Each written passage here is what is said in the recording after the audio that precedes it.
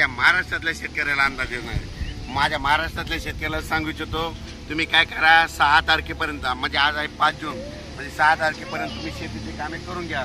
कारण की राज्यामध्ये 7, 8, 9, 10 जूनच्या दरम्यान भाग बदलत पाऊस पडणार आहे, जोराचा पडणार आहे, म्हणून हा अंदाज लक्षात घ्या। पण 6, 7, 8, 9, 10 जून प्रत्येक गावाला एकदा पाऊस येऊन जाणार आहे, म्हणून हा अंदाज लक्षात घ्यायचा। पण राज्यातल्या सर्व शेतकऱ्याला सांगू इच्छितो की हा पाऊस पूर्व विदर्भ, पश्चिम विदर्भ, दक्षिण महाराष्ट्र, उत्तर महाराष्ट्र, कोकणपट्टी, खानदेश, मराठवाडा सगळीकडे पाऊस पडणार आहे, म्हणून हा अंदाज लक्षात घ्यायचा। पण राज्यातल्या सर्व शेतकऱ्याला सांगू इच्छितो की राज्यामध्ये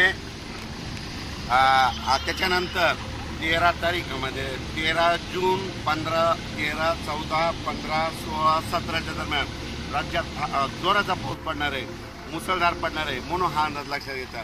पण राज्यातल्या सर्व शेतकऱ्याला सांगू इच्छितो की राज्यात आजपासून सांगतो की 5 तारखेपासून आज बऱ्याच भागात पावसाला सुरुवात होणार आहे। 6 जूनला आणखी खूप ठिकाणी पाऊस सुरू होणार आहे, 7ला आणखी बराच भाग व्यापणार आहे, 8ला दररोज परत वाढणार आहे, 9ला आणखी बऱ्याच ठिकाणी जाणार आहे, 10ला जाणार आहे, 11ला जाणार आहे, 12ला जाणार आहे।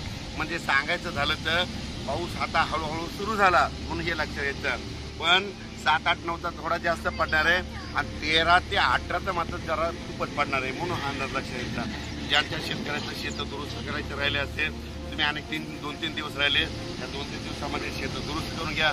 पाहू शकता मी हे संपूर्ण असं शेत सगळं दुरुस्त केलंय।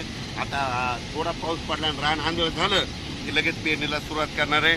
आणि ज्यांना असं म्हणजे रान आंदोलन नसलं झालं तर तुम्ही पेरणीची नंतर पेरू शकता।